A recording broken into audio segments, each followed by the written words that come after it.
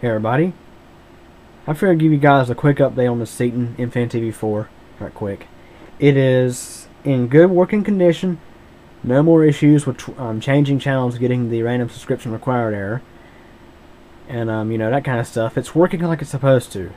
Now I figured today would be a good opportunity to give Time Warner, you know, an examination of how well its service works with devices like the Ceton or a Tivo or something like that. A cable card device that you can use to more or less when you want to provide your own equipment and not lease Time Warner's equipment.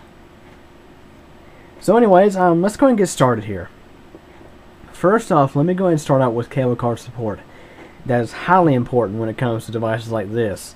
When it comes to pairing these devices with cable cards, troubleshooting them, that kind of stuff.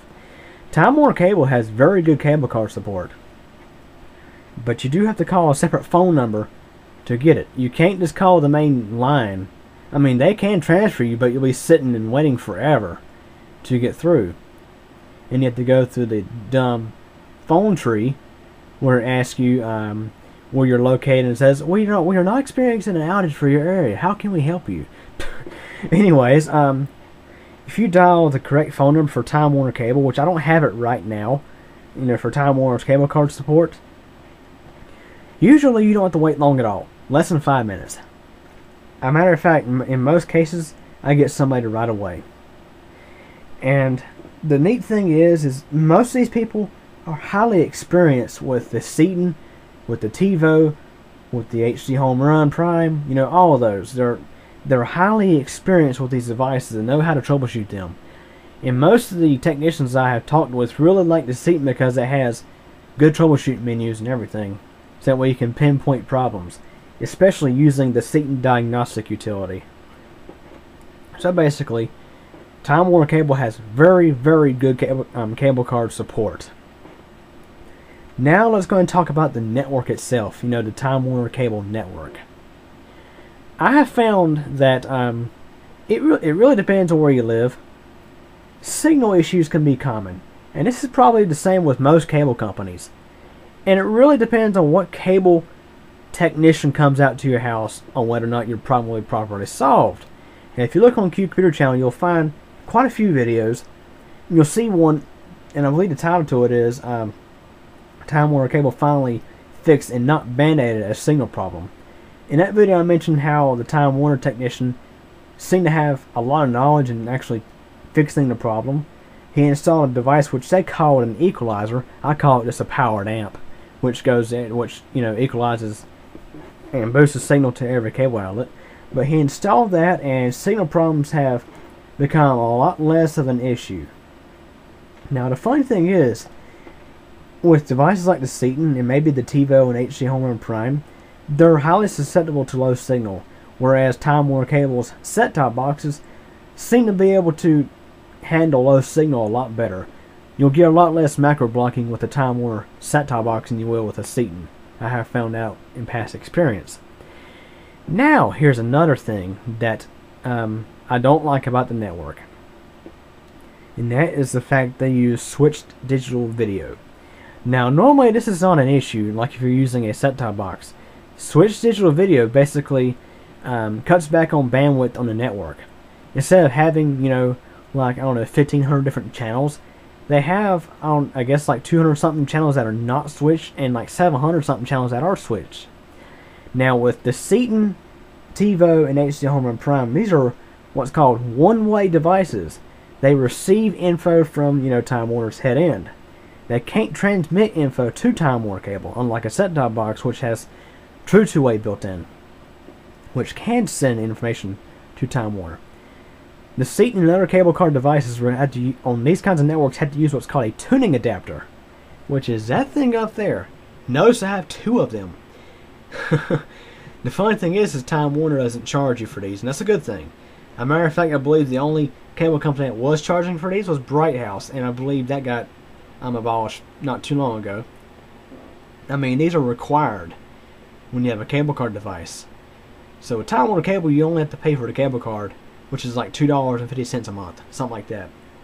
But these tuning adapters I have found seem to be like let's say you get an error message on your TV, like let's say service unavailable. That's the most common one. Service unavailable. Now as soon as I can hit channel up and channel down, and it'll go through. And there's some times where it just takes forever for the channel to go through when I switch to a switch digital video channel. And that's because this tuning adapter sometimes will hang up, and you have to reset the thing. There have been times where I've had to reset these things like once a week, and that's kind of aggravating, because really you shouldn't have to do this. So my preference, I would prefer to have a cable network that is not switch digital video. Now if Time Warner would just go ahead and get rid of analog service, they could probably get away from switch digital video. But of course they still have analog service, which I can't down them for that, but the time has come to where all digital is right around the corner. I imagine within a couple of years, Time Warner, at least in this area, will be all digital. If I'm not mistaken, in New York City, Time Warner Cable is already all digital. Let's say when everything goes all digital, Time Warner Cable will be able to offer faster internet and better quality services. And maybe they'll be able to get rid of these switch digital video tuning adapters. That would be highly nice. Now here's another thing that I don't like about Time Warner when it comes to CableCARD devices.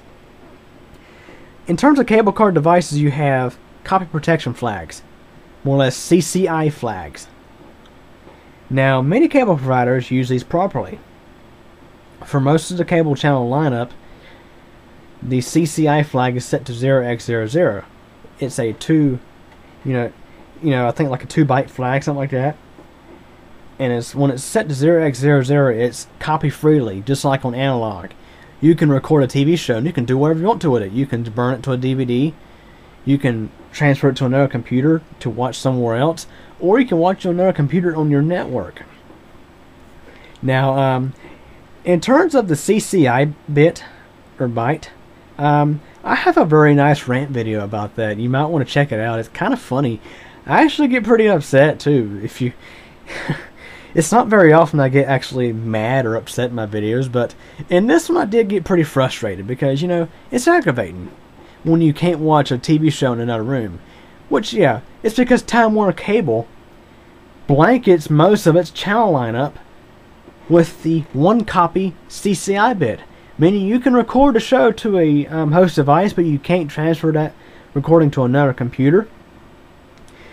Your computer must be HDCP compliant to watch that channel, and you can't take you can't watch these shows on a different computer on the network. If you try, you'll get a copy and prohibited message. Now, you're probably wondering, what are these CCI bits anyway? There are 3 common ones. You got the copy freely, the 1-copy, and the copy never. The copy never is supposed to be used on pay-per-view and on demand. The 1-copy is supposed to be used on premium movie channels such as like HBO, Showtime, Cinemax, that kind of stuff. And the copy freely is supposed to be used on your standard channels and your locals. But Time Warner Cable says, nah, we'll just blanket everything except for locals. I mean, the only reason we can't do locals is because we'd be violating the FCC. So Time Warner Cable has CCI 1-copy on every channel except for locals. You know what's funny? Even the weather channel is copy protected. I mean, that's kind of crazy. Let's say I record my local forecast. I have to have an HDCP compliant display to watch the weather channel. How ridiculous is that? So yeah, you get the idea. Time Warner Cable is not well known for properly using the CCI flags. They're a bit overzealous with them. So anyways, I think this can conclude, my overview, my examination of Time Warner Cable with CableCARD devices such as the Ceton. They have very good CableCARD support. The network can work fine for you when they properly get the signal figured out, and things will work better when the tuning adapter works properly. But it's very aggravating when you can't watch your favorite shows on another computer in the house because of that CCI bit. Now, unless it's a local channel, you can watch it however you want to because it's copy freely. But like I mentioned, if it's like the weather channel, just even the weather channel. That's the funny thing about it. the Weather Channel. If I record storm stories, I can't watch it on another computer in the house. Or if my computer crashes, I'll lose all my recordings because they're copy protected. How ridiculous. So anyways, any questions or comments, feel free to ask, and thanks for watching.